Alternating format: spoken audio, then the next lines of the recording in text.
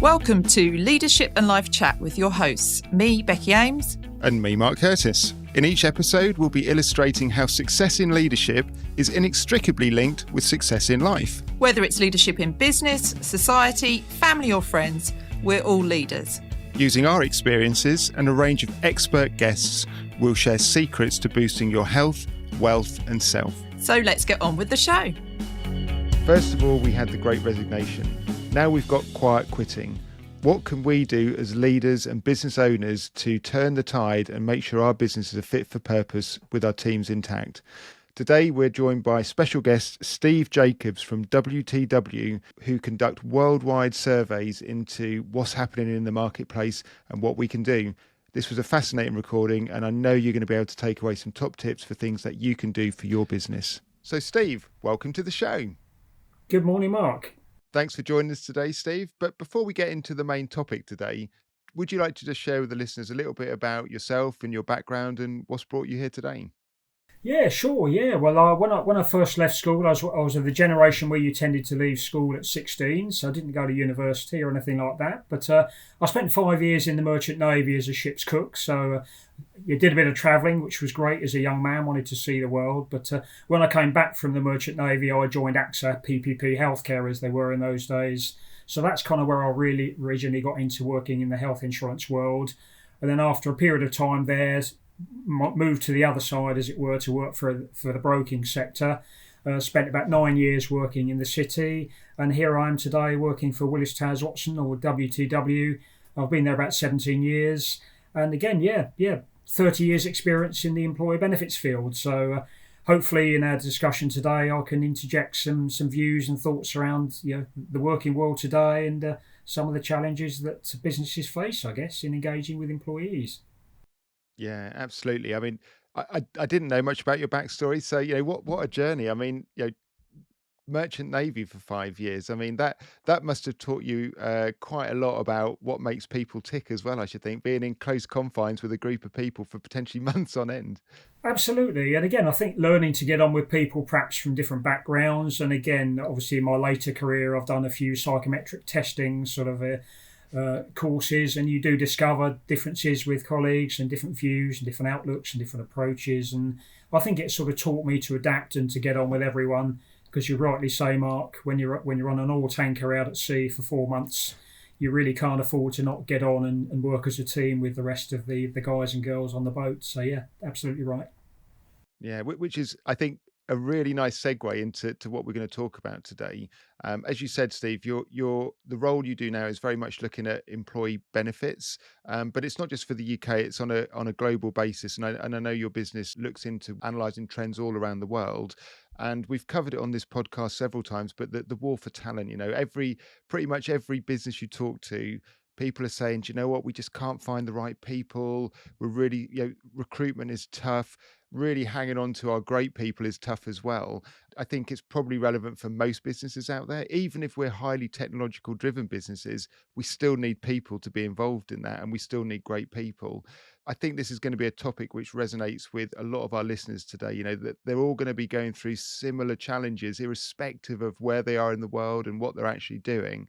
Yeah, we touched on there, clearly one of the things is you've got to be able to get on with people. There's certain basics here which we're going to take for today, which is, as a leader, you've got to understand people, you've got to know people at a human level, what makes them tick as individuals. But outside of that, the world is clearly becoming more competitive in terms of what a great overall package looks like. So did you just want to maybe sort of open this up by talking about maybe some of the global trends that you're seeing? Yeah, absolutely. Yeah. Well, I think first and foremost, the pandemic has clearly reset the dial on almost everything in life, and people's outlooks, people's expectations, perhaps what they want from their employee benefits package has changed. What makes people tick is definitely different today than it perhaps was 4 or 5 years ago.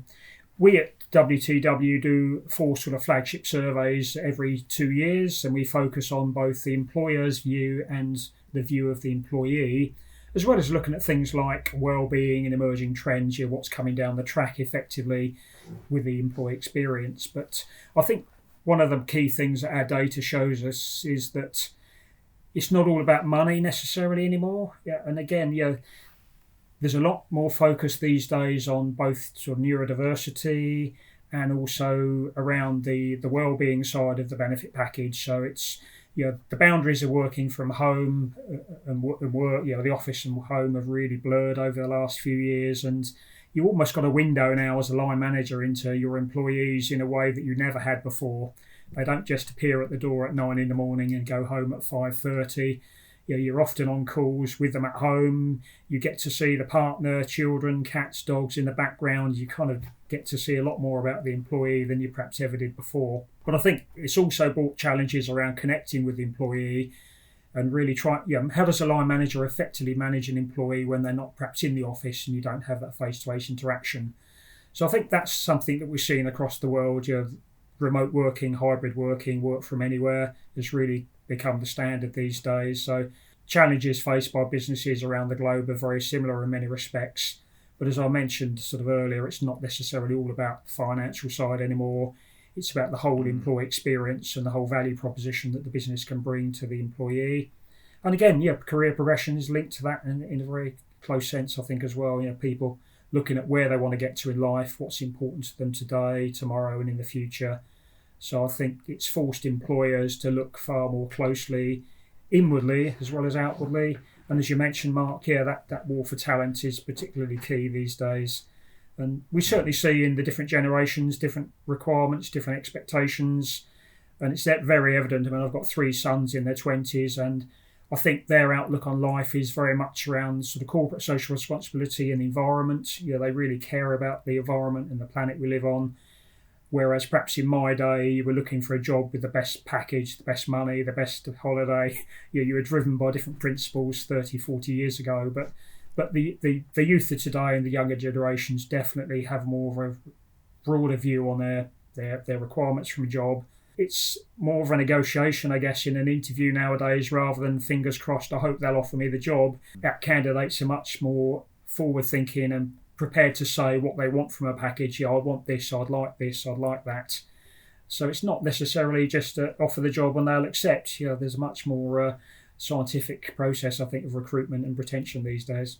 Sorry, that was a long answer, and I hope it was interesting, and there was 3 things which really came out for me that I'd like to perhaps explore, and I'll reference them now. We can put some brackets around them and come back to them. But I think the 3 things which were interesting for me there is when you were saying that you conduct employee and employer surveys.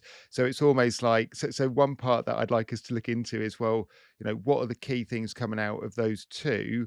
Then where are the commonalities, but also probably more importantly, where are the big differences, and where are there gaps between the 2? So we'll go down that road. And then the other thing you were saying about generations in the workplace. It wouldn't be uncommon now for a business to potentially have 4 generations. So you could still have some baby boomers hanging around, and then we've got X, Y, and Z. So we could have 4 generations, and as you say, they're all looking at different stuff. And probably, I'm guessing your survey drills into that. So maybe we can then move on to okay. So what are maybe some of the key differences we need to consider as leaders and employers around those 4 different generations? So lots to unpick and unpack there. So perhaps if we start with the employer surveys, what trends are you seeing coming out from the employers from the surveys you're conducting? Well, one of our surveys, the benefit trend survey, is the one that focuses more on what the employers think, and it was really interesting that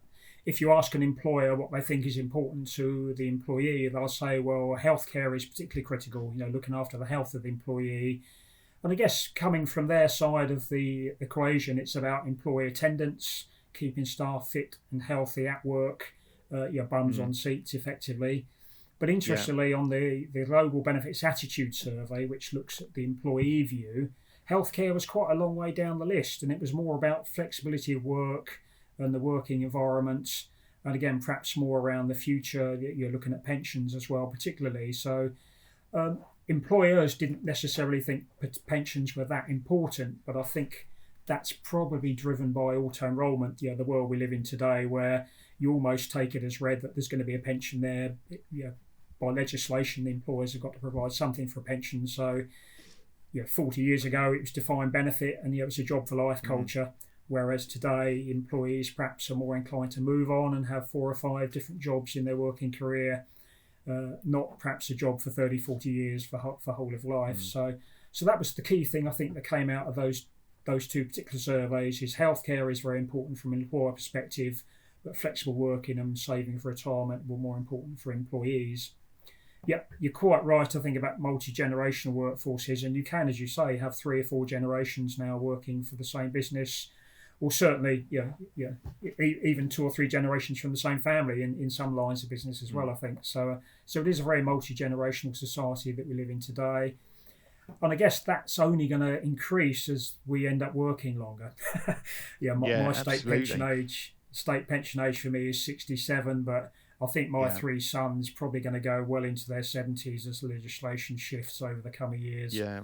Well, and I wouldn't necessarily believe this. I did see a headline on, I think it was in the UK here, the Daily Express, which, I take their stuff with a pinch of salt. They were talking about a think tank saying that the pension age in the UK is going to move to 75, and with declining longevity rates in the UK, we could almost end up going back 100 years where I don't know if this is true. You're probably going to know this, Steve, but I did read somewhere once that it was the Liberal Party who brought in the state pension back in the early 1900s, and originally it was brought in at 65, I think was the original age, and literally no one got to 65. So it was basically from the article I read, it was a manifesto promise to get votes, but it didn't cost the country hardly any money, and obviously as life expectancy went up, it became more and more expensive for the country. But whether it was a COVID blip or not, but I think we've started to see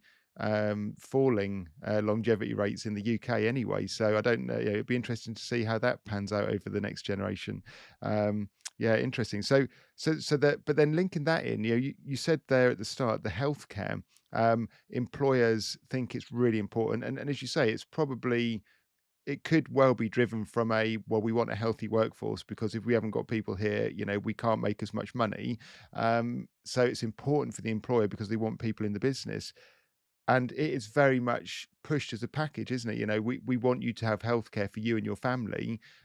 So maybe there's clearly a disconnect from the surveys you've got there where it doesn't rank highly for the employees. And maybe the employers are not selling it correctly. I mean, maybe it's being sold as a benefit, but actually, whose benefit is it? And who is it to benefit? That's maybe the question, isn't it? We should ask ourselves as leaders. Yeah, no, quite right. And again, we increasingly are having conversations with our clients about that sort of whole of workforce.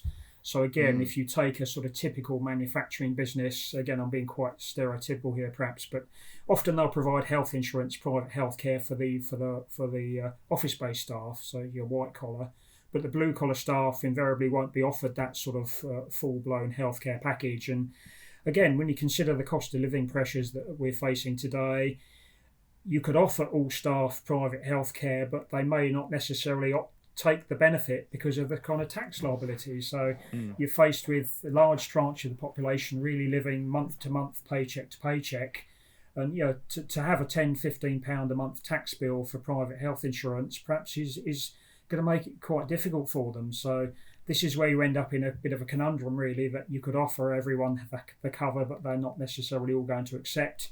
And then from a consultative perspective, or looking at the data particularly, the absence figures may be greater in those people that don't sadly have access to private health cover. So you're quite right, Mark. I think it does feed back into that employer's view that if somebody goes off, needs surgical intervention of some sort, we want them in the queue quickly, fixed and back to work. So again, it's a real dilemma, really. Yeah, and it just it shows the importance of employers really thinking about why they're offering the benefits, and maybe being transparent with the with the employees about, this is why we're offering this one. And I guess that's where your business comes in as well. It's about how do we handle these conversations with people, because I suspect if we just said, hey, look, healthcare benefit is for our benefit, but if you need it, it's going to be good for you, but it gets you back here quicker as well, so we can kind of get you back on the grindstone again. That's not going to be a great message to get across, is it? No, absolutely. And I think when you strip it back, you look at what the key drivers for absence are within any particular business, and you're invariably going to find it's musculoskeletal type claims. Sadly, cancer cases are on the rise. And again, mental health related issues as well. So they tend to be the key drivers for staff absence. And when we look at the claims information that comes out of corporate healthcare schemes, invariably they are in the top 3 or 4 conditions as well. So what that, I guess, does tend to do, particularly for manufacturing businesses with the luxury, of occupational health on site, is they can help to sort of address and support and guide employees around some of these short to medium term absence issues on site. So, administering things like physiotherapy and providing access to employee mental health support, these types of things. So I think we also need to recognise that work is good for you, from a sort of psychological perspective. That purpose, that rationale for getting out of bed in the morning.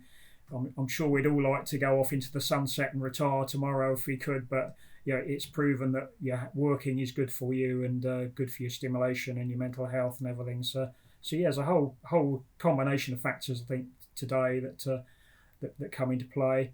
And again, obviously from a business perspective, it's a really competitive market out there these days, whether you're a UK business or operate globally. The competition for clients as well as talent is key. So trying to stay one step ahead, puts a lot of pressure on the CEOs today to be forward thinking and think outside the box. Yeah, it's interesting, isn't it? Because it's interesting to me, might not be to everyone, but to me, the whole healthcare it's easy to wrap it all up in just, well, we offer healthcare, private medical. But as you were talking there, the top 3 things, musculoskeletal issues, cancer, and mental health support.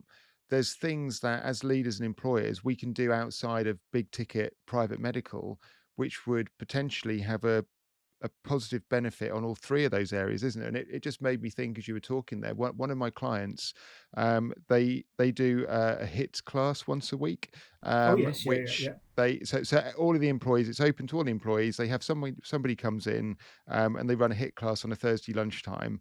They also do a yoga class on a different lunchtime. So so suddenly you get into things like musculoskeletal and certainly mental health.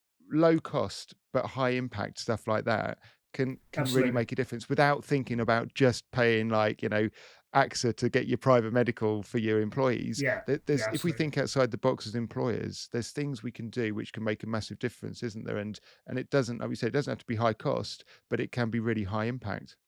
Absolutely.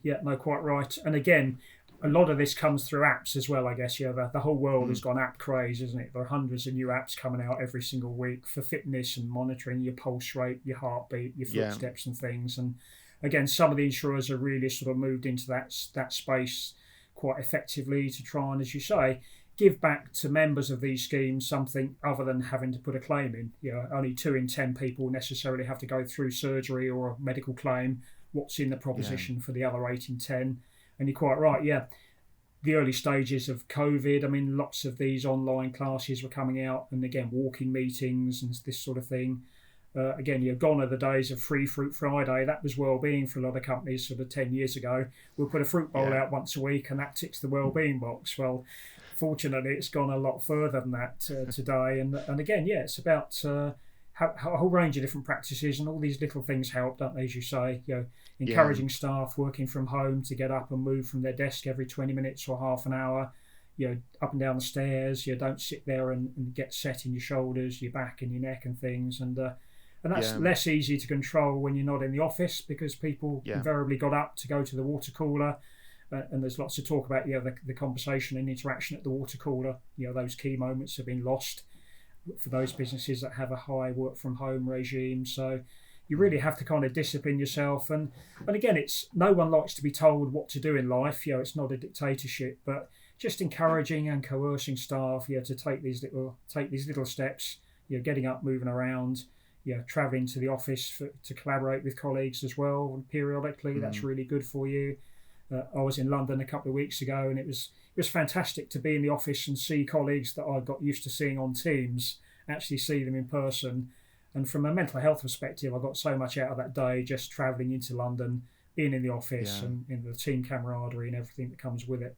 Yeah, and really therein lies, we're a social species. humans developed in tribes, didn't they? You know, we like to be part of a tribe. We don't function Absolutely. well. Humans don't survive as individuals. Just unless you happen to be Bear Grylls, then possibly you can. But outside of that, Yeah. we just don't survive. It's not good for our physical or our mental well-being.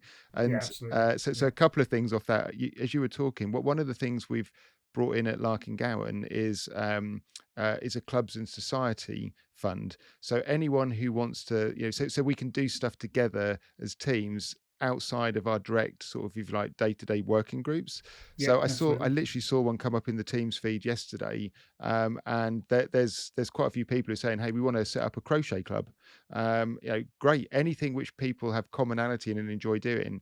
So there's no restriction on it. If you want to kind of set up a group, there's funding available from our business as a central pot where you kind of say we're going to set this club up and off you go, and it suddenly like really starts to get the teams interacting, but across the business as well. So you meet different people from across the business. We've got 400 people around East Anglia. Some of them don't know each other. They're never going to bump into each other. So suddenly, there's different social connections forming. So low cost, but again, high impact. It's really good for the soul. Probably leads me into the next point, which you said on your uh, differences in the surveys, which was flexibility. It ranks really highly on the employee surveys, and that's something which is probably becoming more contentious as we come out of the pandemic. And we see literally every week now there's another business which comes out and says we're might not be quite this wording, but we're going to reduce the amount of flexibility that we're going to give our employees. I mean, it was a couple of months ago I saw the headline where Zoom said, all of our employees have got to come back to the office. So Yeah. you've got the Absolutely. most, Yeah. you've got the online business which got a lot of us through the pandemic saying you've Yeah. got to come back to the office. So it looks like we're heading for a little bit of a collision course between employees and employers around this whole flexibility piece. I don't know what you're seeing on that at the moment. Yeah, I think I'm following the similar headlines, to be honest, Mark. Yeah, there's definitely that sea change afoot, and again, it's finding the right compromise or the right mix, isn't it? I think if you can objectively demonstrate or justify either one, why you should continue to work from home, or two, why the management team would like you back in the office, then that's a sensible conversation to have. And I think Mm, you also need to remind staff of the contract that they signed up to, and again, what's in that contract. Fair day's work for a fair day's pay. So it is more of an adjustment process, I think. But you're quite right. I think a lot of companies now are looking at maybe 2 or 3 days in office, 3 days a week rather, back in the office. But equally, you've got to remember that some clients, particularly in manufacturing, have never been impacted by the pandemic, mm, and it's business as usual. These guys and girls have been going into the site, into the factory, day in, day out for the duration. So you can also get into a bit of a bubble, I think, where you feel that everyone's working from home on their ironing board or on their lounge table. So mm, again, I think younger generations particularly want that flexibility. But again, looking at our workforce, it's very diverse, and you've got people with young families, you've got people with older relatives, that sandwich generation as we refer to them. You're worried about the youngsters in their lives and worried about the parents too, and that mm. flexibility to be able to let the delivery person in as well during the middle of the day if you've got something arriving at home.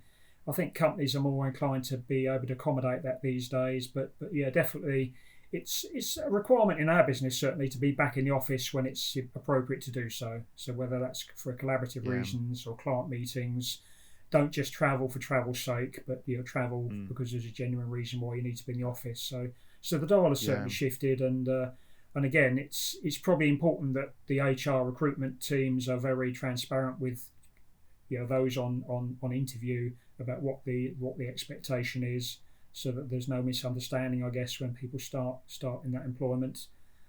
Obviously, companies invest a huge amount of time and effort in recruitment, and it's not an exact science. I always feel, Mm, sometimes the candidate that walks through the door on that first Monday doesn't quite seem like the person in the CV.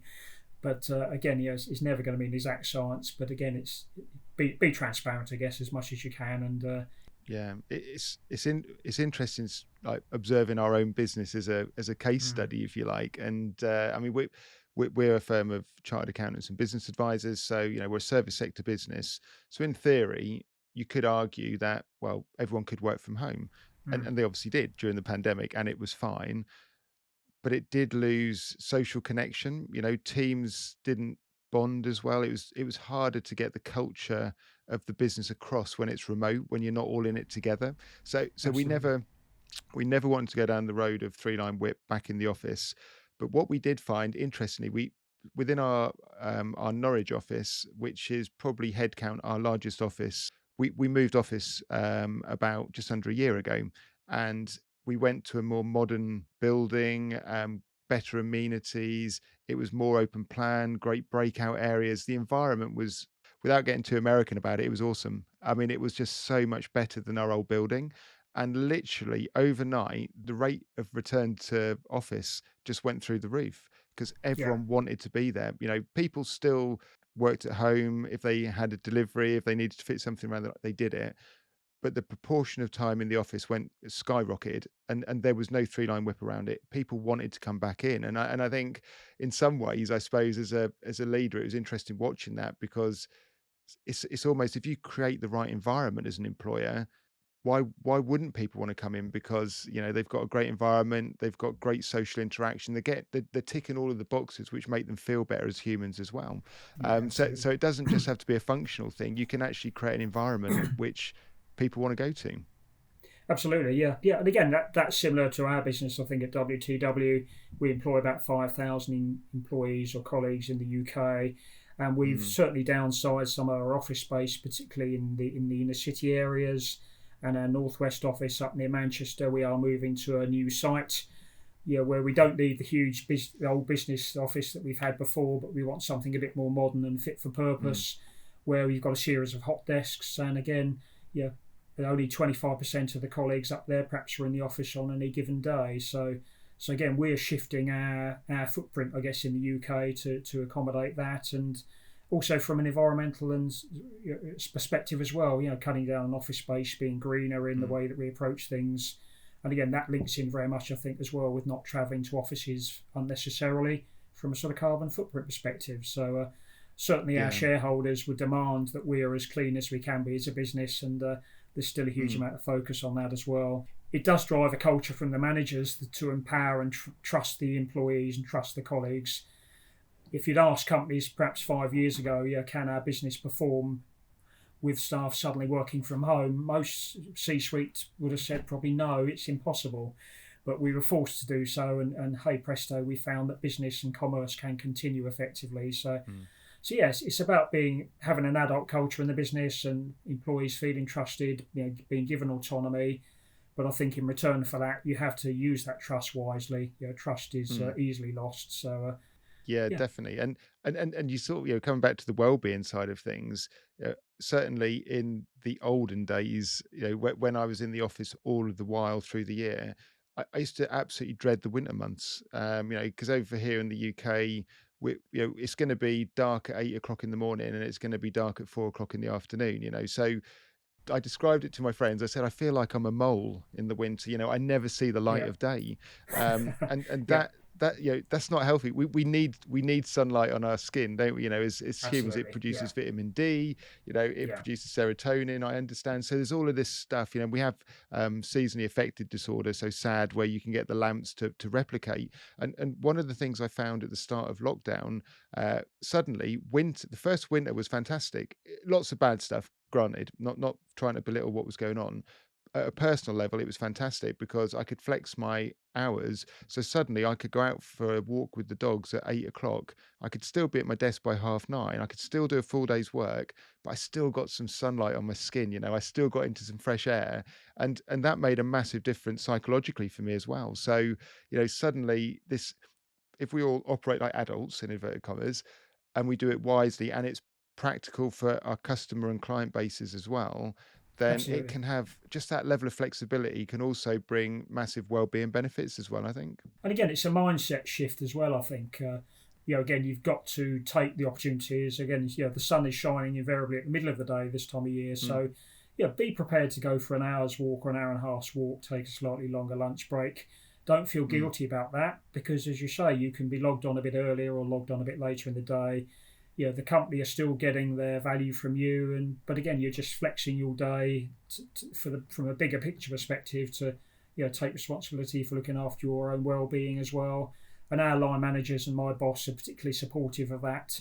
But invariably, the employee's brain says, no, I must only take half hour for lunch. I must be logged on at this time, and I must be logged off by that time. And you've got to look in the mirror and tell yourself, no, it's okay to go out for a long walk when the sun shines, and then be back at your desk. And I enjoy cycling, so I'll often go for a bike ride when there aren't too many puddles around. And but you do feel guilty walking away from your desk in the middle of the day, but a few emails do build up. But again, it's just being flexible and getting the most out of any day. And I think that's more of a sort of an approach for life as well, isn't it? Just get the most out of life that you can. And again, it'd be interesting to see whether you sort of have any data around this. I suspect there's going to be a generational thing as well, because you and I were very much brought up in probably the Victorian schooling system in the UK, where literally if you wanted to go and have a wee, you had to put your hand up and ask the teacher it was okay to go to the toilet. Yeah, absolutely. I mean, why we had to do that, who knows? The alternative was not pleasant for anyone, was it? So feels strange to start with when you maybe take an hour and a half to go for a cycle or a walk at lunchtime. And if I do, I still take my mobile with me just in case someone's going to call. And it's like, well, the world's not going to end just because I haven't got my mobile, but I'm with you. I still have to fight that inner guilt, the feeling of guilt around doing it. And I think it's very much how we've been like schooled through our lives. The younger the Gen Zers, do you see them feeling like that, or are they very much like, well, this is how life should be? We don't feel guilty, and if you don't accommodate that kind of flexibility, then we're not interested in really being employed by you. What are you seeing out there? Yeah, for what I read in the press, I certainly think that there is some resistance. Again, I think it links back to employers struggling to fill vacancies. I mean, from what you read about the skill shortages, companies are really struggling to fill vacancies. And again, those businesses that really want to drive forward and succeed are really looking to perhaps staff up at the moment and fill some of the gaps that have arisen over the last few months. So again, I think you're right. It's really looking to be as broad as you can in the offering to really appeal to all generations.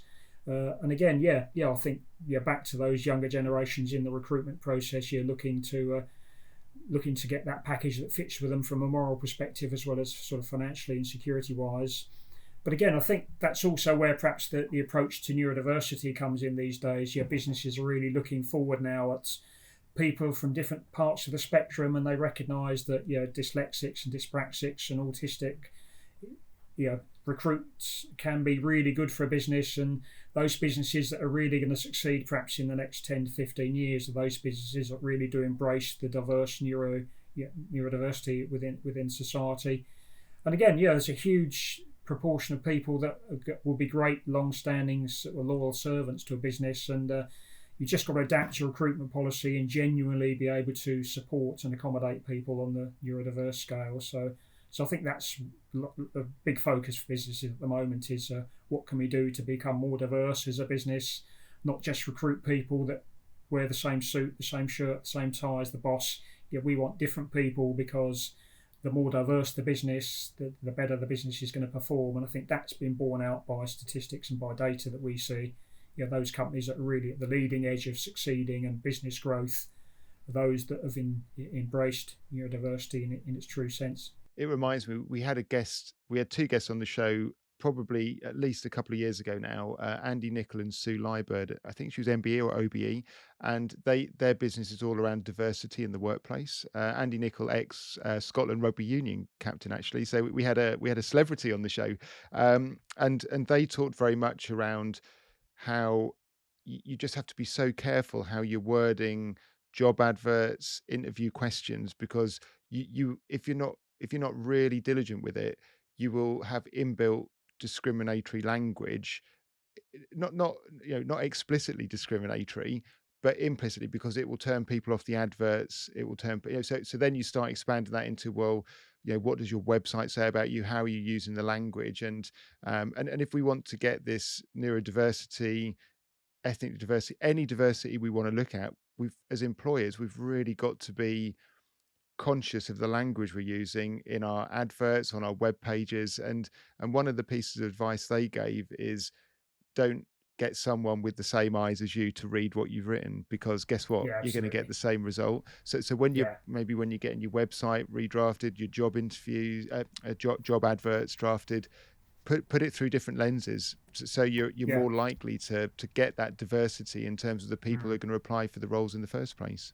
Yeah, absolutely. Yeah, yeah. And again, I think that also links in quite closely with gender equality as well. And Mm, again, obviously, being in a financial service field, as much of our business is, you know, looking back 10 years ago, it perhaps was quite stereotypical. It's the dark suited, white shirt, tie, you know, old boys sort of regime, if you like. Yeah, that's traditionally mm, what you associated with insurance in London, particularly. So we have lots of different clubs and societies, again, which help support people with different interests and beliefs and backgrounds.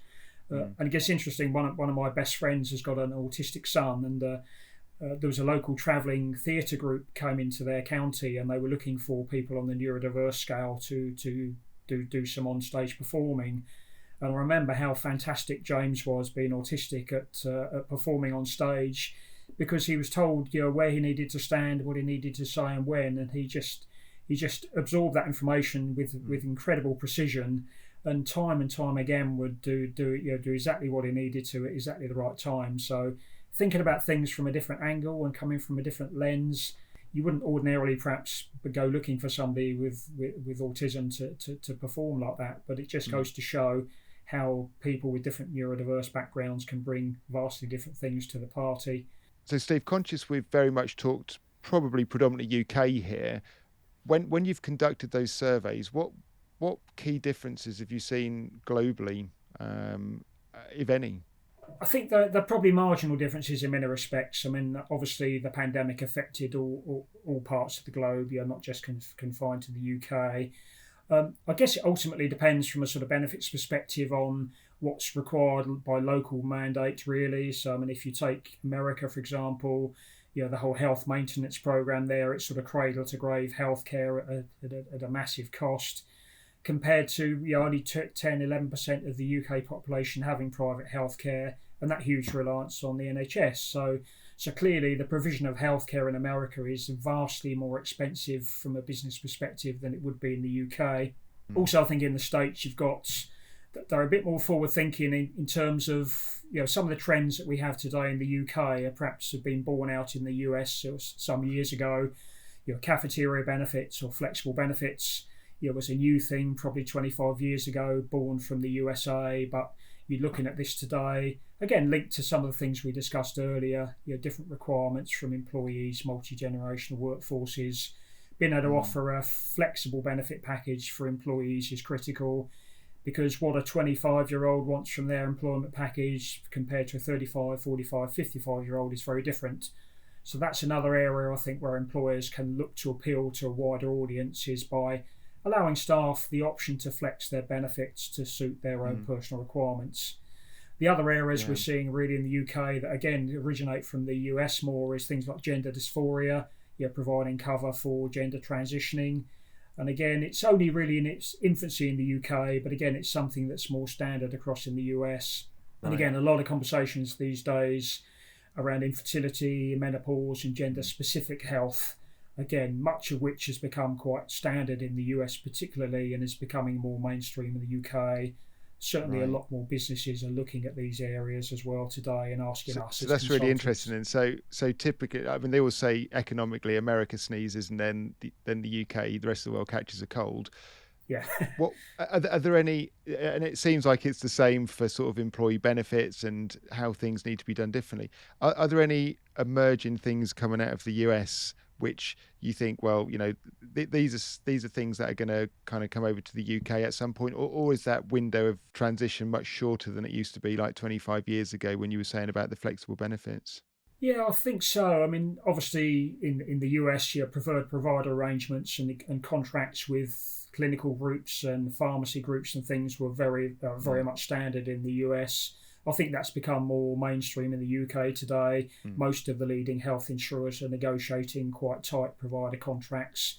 So I think much of what goes on today in the UK, again, also with flexible benefits, is very much has its roots in perhaps the US. But I'm personally not seeing too much radically new coming across. I think in some respects, the US maybe, from what I read, is facing challenges. Perhaps it's almost going full circle again. The ability to provide, to get a mortgage in the US and own your own home has become critical these days, given the cost of rental. And again, it's also something I guess we in the UK are experiencing as well. But home ownership in America, from what I can see, is much more important these days than perhaps it was 10, 15 years ago. So I think there's some some commonalities there, I guess, of what goes on in the UK. But outside of the US and UK, I think, again, around Europe and other parts of the world, medical inflation is rising at high levels, particularly in the Far East, Singapore, Hong Kong, places like that. So that's putting a different emphasis on, or different pressures on employers in those regions about managing costs and controlling cost, which again kind of links in, if you like, to employee absence. But again, very similar trends, again, I think, from both an employer and employee perspective, whichever territory around the world you look at, to be fair. Probably a good example of the sort of the shrinking globe, isn't it? We are a smaller global community than we've probably been at any point in history. Yeah, and again, businesses are becoming more international. Offshoring and onshoring. Again, it's about trying to provide a common benefit package across the globe, from both the governance perspective and to allow that flexibility of employees travelling between regions. If you work for company ABC in the Far East and you're then seconded to the UK for 2 or 3 years, or perhaps to the US, you generally want the benefit package to look and feel very similar. And again, through use of technology and flexible working packages, you can allow that ease of transition between one territory and another. Because again, people aren't necessarily based in the same country, let alone the same job for life anymore. So it's a much more transient workforce. Yeah. Moving it probably to my final question before we get to our standard 2 closing questions, Steve. During the pandemic, the Great Resignation was almost like a global headline where people were, saying, well, we've had enough of working, life's short, we want to go and do different stuff. And I think, some of the stuff I've read that has reversed a bit, because people are like, oh, actually, well, I still need an income. This sort of hedonistic life I planned isn't really going to work for me. So maybe there's been a bit of a shift. But the modern language, what seems to be coming through more now is the quiet quitting, where it's not such a big kind of grandstand thing anymore. People are just quietly slipping out of the workforce. And I read an article a few weeks ago where, particularly in the UK, it seems like it was females in their 50s where quiet quitting has really seen a massive increase. People who've got so much to offer to the business, but they're just quietly slipping out of the door. So be interested in what you're seeing in terms of those trends, but also, for the leaders listening to this podcast, just maybe some key tips that you would leave with those leaders about things that they could consider to maybe address some of this. Absolutely. Yeah, no, I think you're right. I think the Great Resignation has slowed for certain over the last couple of years. And again, similarly, quiet quitting. I think the statistics I read a couple of years ago were perhaps 1 in 4 employees were potentially looking to move jobs or change career paths as a result of a sort of light bulb moment in their lives. But I think that has slowed quite a bit, and I think it's also stimulated by businesses taking a more proactive approach and looking at the employee value proposition, looking at the benefits offered, engaging more closely with employees, to make that career more sticky for the individual and show that they actually care. And I think that's where we saw a huge sort of staff turnover across the corporate UK, particularly in the early days, is employees were left in no doubt post-pandemic of what their employer thought of them. And again, those employees that didn't feel loved, cared for, and didn't feel that their employer authentically cared for them voted with their feet and they moved on. So just moving into the final 2 closing questions. So if you were going to recommend 3 books, podcasts, journals, anything around this topic which you think would be really interesting for the leaders listening to this podcast to kind of digest, what would they be? Well, I've probably got my partner to thank for one of these. I mean, she's introduced me to the American professor and author Brené Brown. So we've been driving around the country listening to Brené Brown podcasts. And for those that don't know, Brené Brown sort of focuses on looking at shame, vulnerability, and how to be the most sort of authentic leader that you can in life. So again, that invariably means, I guess, showing what your imperfections are and being authentic and open and showing those vulnerabilities, because people do respond positively to that, and it's about sort of being truly authentic, I think, at the end of the day, and true to your principles. So certainly Brené Brown is a great read, and some of her podcasts are tremendous as well. I don't do a huge amount of reading outside of the industry press. I read lots of information that comes across both online and in hard copy, but I did read a book from Ken Blanchard called The 1 Minute Manager, and I think that's probably going to become a little bit more relevant as we move forward with sort of AI and ChatGPT, and again some of the issues that we talked about today, but how to achieve the best results that you can through your team and through being an effective line manager. And I think that's where a lot of businesses struggle, again, from what I hear anecdotally and directly from clients. There can be a tendency to reward long service by giving somebody a line manager position. Now, you haven't necessarily considered, does that employee want to manage people? And I guess too, have they got the emotional intelligence and the empathy to be good line managers? Because again, a poor line manager is going to lead to perhaps the team members leaving the business. So I think the poor line manager has got the most difficult job in the world now, complying with the messaging coming down from the board, but also then having to translate that and deliver that to employees in a meaningful and genuine sense. So, and I think the third one probably is something I read about 3 years ago from one of my former colleagues, a chap called Ravin Jesuthasan, and he did a book about the future of work. So it was looking at how do you unbundle jobs and then reconstruct that job with things like technology and with the changing workforce and changing societal needs. And one of the great examples in his book was about the automated teller machines, the ATMs that came in with banks 15, 20 years ago. Everyone thought that was going to lead to huge job slashes in the banking sector. But what it allowed the banks to do is use those employees in a much more customer-centric sense, greeting you when you walked in the bank. The machine can count your money and give you the receipt far more accurately than a human can. So let's free up the resources in the bank to deal with customers and I guess to sell new products and talk about mortgages and all those exciting things, but leave the machines to do what they do best, and that's counting money with sort of huge accuracy. And I guess that's quite poignant with artificial intelligence and coming through these days. I think we're in perhaps a similar cycle now where there's quite a lot of fear, I guess, that AI is going to do people out of jobs. But I'd like to think, and I hope others will agree, that it's just another way to use technology to its maximum value to free us up as human beings to do the more interpersonal stuff. So I hope history bears that one out, that AI doesn't suddenly lead to mass unemployment. And yeah, brilliant. So I've certainly read the 1 Minute Manager years ago, and I would definitely recommend that as well. That's great. And we actually had a guest on our podcast, an AI special, where they were very much saying the same thing. Let the technology do the bit that it's really good at.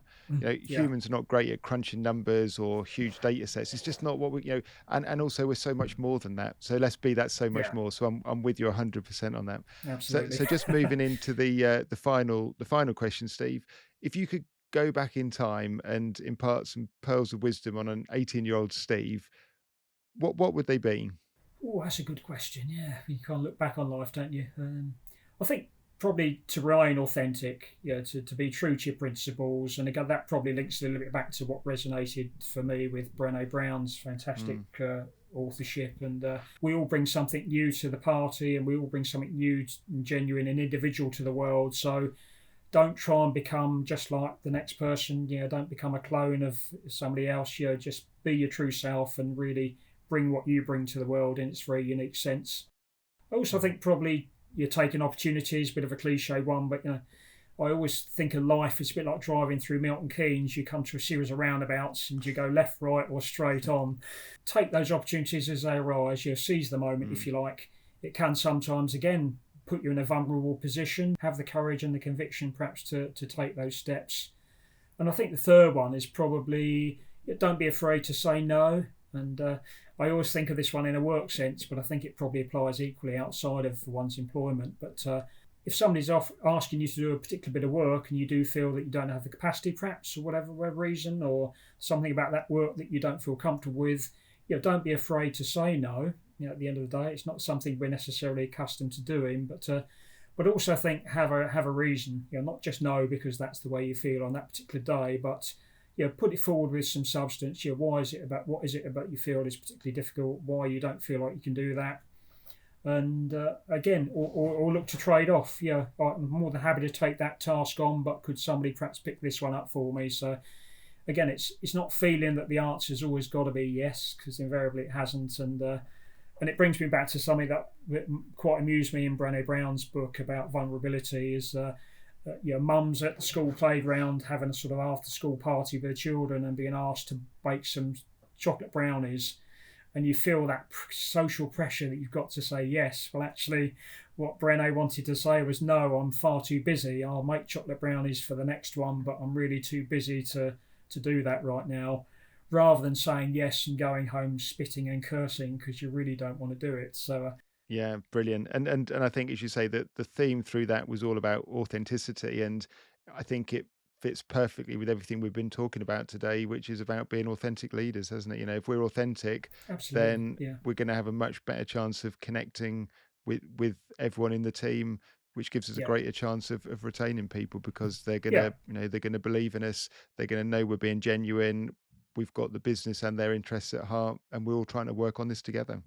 Yeah, and again, in business, I mean, I guess predominantly we're talking about business today. Business is on a journey, journey to succeed and make more money and build more customers and win more clients and things. And you've got to take the workforce with you on that. So it's important that the mission statement's really clear and everyone feels part of that mission as well. And Yeah, absolutely. Well, Steve, thank you so much for your time. It's been fascinating hearing the insights, what you're seeing from the inside almost around this huge topic of how we engage and retain our teams. If people want to reach out to you and your business to find out more about what you do and your insights, where's the best place for them to reach out? yeah, I mean, probably LinkedIn is the best port of call. Again, I'm on LinkedIn, Steve Jacobs, and of WTW. So yeah, by all means on LinkedIn. Well, thank you so much for your time today. It's been fascinating. There's been so many areas that I'm thinking about for our business off the back of what you've spoken about as well. So thank you for that. I'm sure the listeners have got a lot about it, and thank you. Have a great day. Yeah, it's been great talking to you, Mark, and I really appreciate your time. Thanks very much. Thanks, Steve. So as we've said, the links are all in the show notes. If you've enjoyed today's show, then please rate and review us. It really helps other people find this podcast so we can spread the word even further. And finally, a massive thank you to our sponsors, Larkin Gowan.